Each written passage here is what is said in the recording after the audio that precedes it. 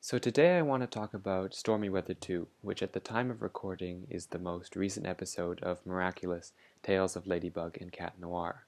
Spoiler alert if you haven't seen the episode, and also if you don't know anything about Miraculous Ladybug, then you might as well not watch because none of this will make any sense. Not that I imagine that the 5 of you who have clicked on this video did so without knowing what Miraculous Ladybug is.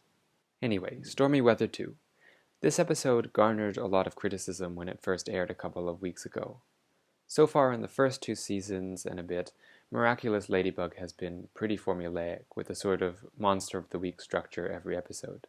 As a result, the plot has not managed to progress very much.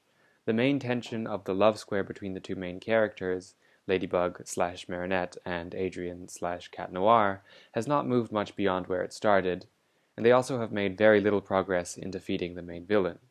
And of course, Hawkmoth comically fails to defeat them every episode, despite being an adult fighting 2 teenage children who are love-struck and have comparatively less control over their powers than him.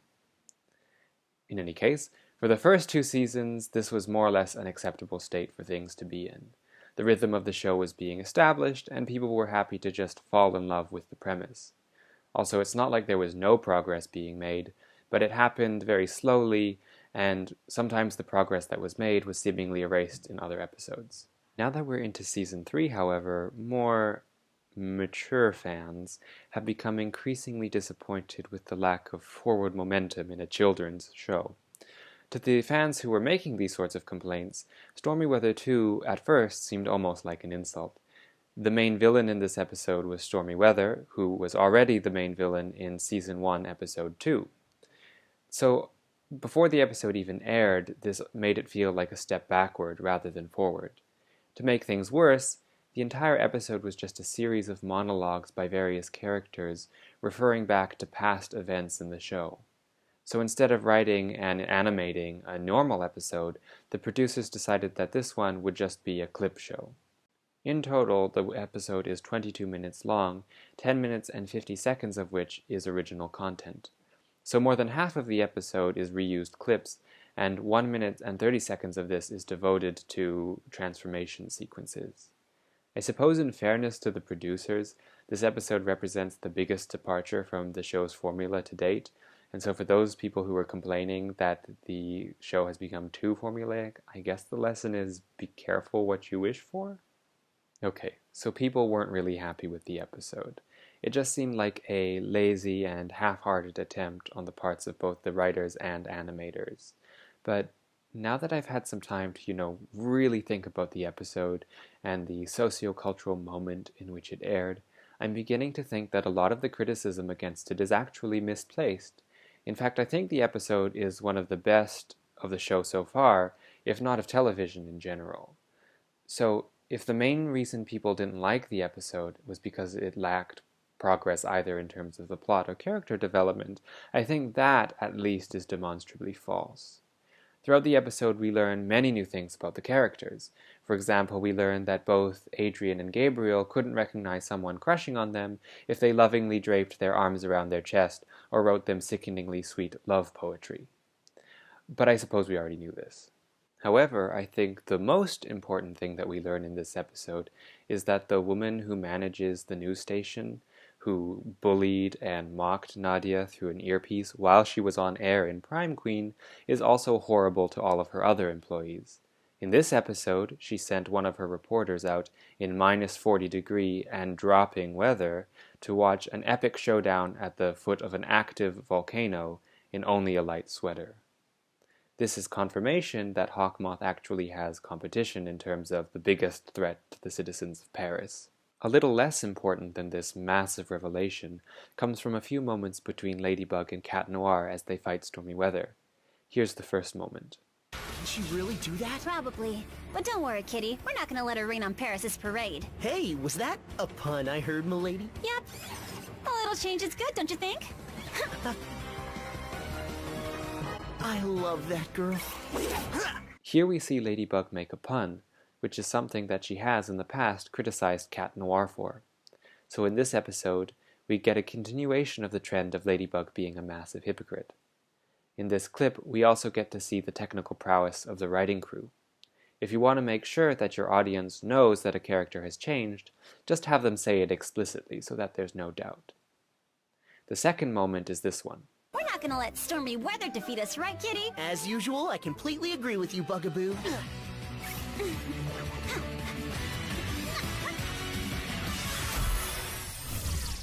Here Ladybug is seen smiling at being called Bugaboo. This is a huge moment for any Lady Noir shippers. It signifies the transition that happens in any good relationship, where one party goes from being incredibly annoying to actually endearing through a process of prolonged familiarity and unrelenting attack. We also get to learn more about the madness of Gabriel Agreste. He's never been the most emotionally stable character on the show. Ladybug and Cat Noir cannot fight back. They're too busy singing and dancing while we're on the attack. Now hurry, my sweet nightingale. It's both of them miraculous that I lack. But in this episode, we get to see the full extent of just how unhinged he is. Upon being reminded by Nuru that he's neglecting his son, he has an uncharacteristic moment of self-reflection. He wonders if his obsessive and villainous behavior might actually be harmful, even if it is to bring back his comatose wife. He even has a flashback to the moment where he lets his son fall from a skyscraper to his near death. But despite this, he concludes that he must attain his goal at any price. Apparently, he's willing to endanger the life of his son in order to bring back his wife for the sake of his son. So in addition to being reclusive, neglectful, megalomaniacal, and amoral, he also is apparently incapable of basic logic. Just as an aside on the excellent animation quality of this episode, this bit where Gabriel gets mad at Nuru for making a reasonable suggestion and starts smashing stuff in his office is taken exactly from the episode The Collector. Okay, so there's actually stuff going on in this episode. But what about Chloe, you say? A lot of Season 2 was devoted to her redemption arc, and yet here she is again being horrible as usual. She mocks Aurora, causing her to be akumatized, and she continues to abuse Sabrina's friendship. With this one episode, they've basically just erased any progress in her character. But personally, I don't think they've erased anything.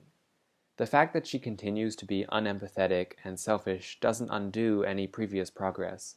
People don't become kind overnight, and the events of Season 2 gave us no evidence that Chloe is making a sustained effort to become kinder.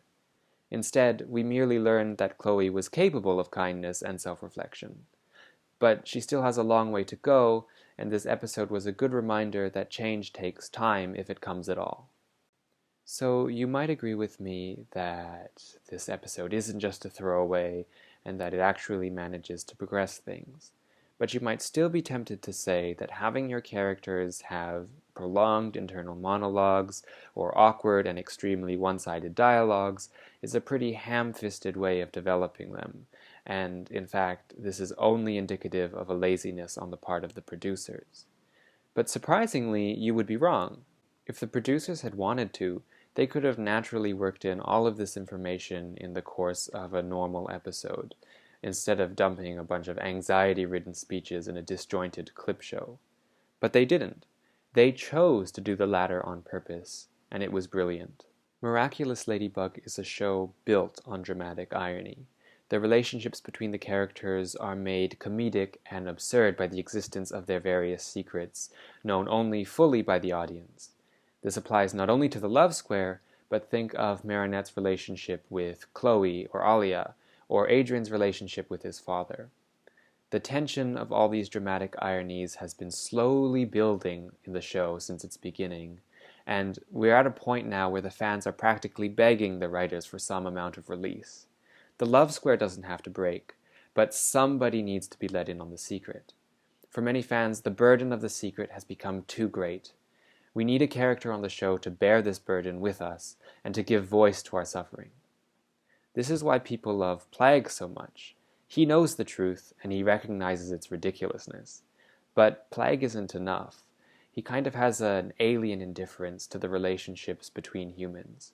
We need someone like Alia to find out, or Marinette's mom, or even Kagami for God's sake. This is the context in which Stormy Weather 2 was released. But instead of relieving the ironic tension even just by a small amount, the producers decided to release a disorienting and anxiety-ridden episode. The characters speak directly to the viewer, unloading their fears onto us and only us. We, the viewers, learn more, but the characters share and communicate nothing with each other, and so they are left epistemically isolated. The tension between the viewers and the characters themselves is heightened to yet unreached levels, and when, at the end of the episode, it seems that the writers are about to offer us some amount of release, as Adrian is about to connect the dots and learn that Marinette has feelings for him, they bring us to the very edge of deliverance and then cruelly take it away. The dramatic irony has ceased to act on the characters alone, but us as well. We are drawn into the world of Miraculous Tales of Ladybug and Cat Noir, and our pain and anger at this fictional blonde teenager is made real and sublime. This is art. Or maybe it was just a bad episode. So I think my favorite thing about the episode is just how ridiculous Stormy Weather's plan is. She wants to move the Earth into an orbit that is further from the sun by ejecting material from a volcano. And this doesn't make any sense, because she wants to plunge the Earth into a never-ending winter by moving it further from the sun. But if she has the power to move the Earth's orbit, why doesn't she just have the power to make a never-ending winter? Her power is weather, she can just change the climate of the Earth. But also, the physics of this doesn't make any sense. She would have to eject material from the volcano at, escape velocity, and she would have to eject a ton of material.